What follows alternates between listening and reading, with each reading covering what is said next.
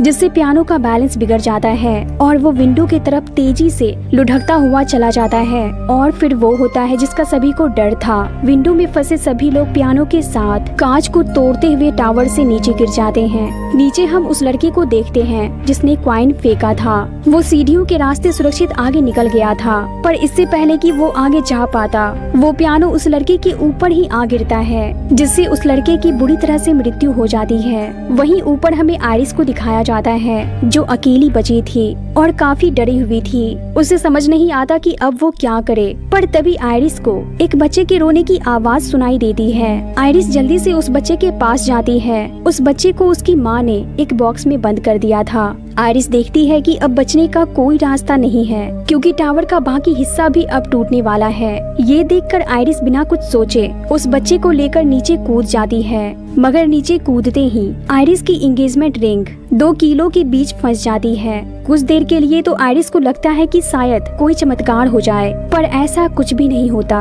वो ring iris की उंगली को चीर देता है, जिसके बाद आइरिस और वो बच्चा नीचे गिरकर मारे जाते हैं। ये भयानक सपना स्टेफनी नाम की एक लड़की अपनी क्लास में बैठकर देख रही थी। ये सपना देखकर वो जोर से चिल्लाती है, जिसके बाद क्लास में मौजूद सभी लोग उसकी ओर देखने लगते हैं और उसका मजाक उड़ाने लगते हैं। आइरिस नाम की उस लेडी का सपना स्टेफनी को काफी वक्त से आ रहा था, जिसे देख देख कर वो परेशान हो गई थी। स्टेफनी को समझ नहीं आ रहा था कि आखिर आइरिस कौन है और उस लेडी का सपना उसे क्यों आ रहा है, मगर स्टेफनी को ये पता था कि उसकी नानी का नाम भी आइरिस था। पर स्टेफनी ने आज तक अपनी नानी को नहीं देखा था और उसे पता भी नहीं कि उसकी नानी जिंदा भी है या मर गई। स्टेफनी की रूममेट कहती है तुम्हें घर जाकर इसके बारे में पता करना चाहिए, क्योंकि तुम्हारे ये सपने मुझे भी सोने नहीं दे रहे। कहीं ऐसा ना हो कि किसी रात मैं तुम्हारा गला दबा दूं। अब अगली सुबह स्टेफनी कार लेकर निकल पड़ती है अपने घर की ओर। रास्ते में उसे कई बार वो सपने आते हैं। फाइनली वो सही सलामत अपने घर पहुंच जाती है।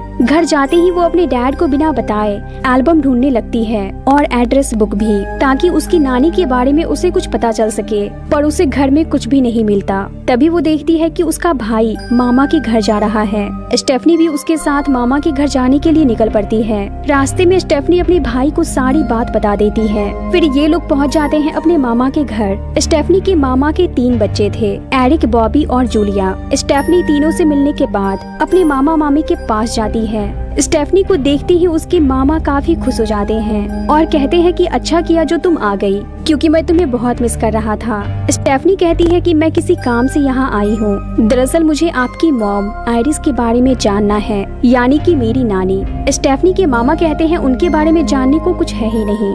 इस पर स्टेफनी कहती है मैं काफी दिनों से बहुत परेशान हूँ, क्योंकि मुझे काफी दिनों से एक ही सपना आ रहा है उनसे जुड़ा हुआ, और मुझे जो सपना आ रहा है वो एक असली जगह के बारे में है, और वो जगह है 50 साल पुराना sky blue tower. Sky blue का नाम सुनते ही स्टेफनी के मामा और मामी चौंक जाते हैं। स्टेफनी के मामा कहते हैं मेरी माँ जिंदा है, मगर उनका दिमागी संतुलन बिगड़ चुका है, इसलिए तुम्हें उनसे दूर रहना चाहिए। स्टेफनी नहीं मानती। वो कहती है मैं बस उनसे एक बार मिलना चाहती हूँ। इस पर स्टेफनी के मामा स्टेफनी को उनकी माँ आइरिस की सच्चाई बताते हैं। वो बताते हैं कि डैड के मौत के बाद मेरी माँ बिल्कुल पागल हो गई। वो मुझे और तुम्हारी माँ को घर में लॉक करके रखती थी, स्कूल जाने नहीं देती थी। वो कहती थी कि अगर मेरे हिसाब से नहीं चले तो हम सब मारे जाएंगे। उनका पागलपन इतना बढ़ गया था कि पुलिस को मुझे और तुम्हारी माँ को उनसे दूर ले जाना पड़ा, मगर हमारे बड़े होने और बच्चे हो जाने के बाद भी उन्होंने हमारा पीछा नहीं छोड़ा। उन्होंने हमें खत भेजना शुरू कर दिया,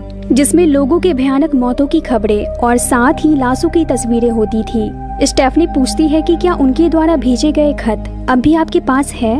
ये सुनते ही स्टेफनी के मामा गुस्सा हो जाते हैं। वो कहते हैं कि वो एक पागल और खतरनाक औरत है, तुम उसके साए से भी दूर रहो तो अच्छा होगा। अब मामा के वहाँ से जाने के बाद स्टेफनी अपनी मामी से रिक्वेस्ट करती है, और थोड़ा रिक्वेस्ट करने पर स्टेफनी की मामी मान जाती है। वो कहती है कि डाइनिंग हॉल के एक ड्रॉर में वो लेटर्स रखे हुए हैं। फाइनली स्टेफनी को वो लेटर्स मिल जाते हैं। उसमें आइरिस की एक फोटो भी होती है, जिसे देखकर स्टेफनी समझ जाती है कि उसके सपने में आने वाली औरत कोई और नहीं बल्कि उसकी नानी ही है। अब स्टेफनी उस लेटर में लिखे एड्रेस पर जाने के लिए निकल पड़ती है। वो एक घने जंगल के काफी अंदर जाती है और पहुंच जाती है एक सुनसान जगह पर, जहां काफी अजीबोगरीब एक घर होता है। घर के आगे लिखा होता है इस घर से दूर रहो। ये एक प्राइवेट प्रॉपर्टी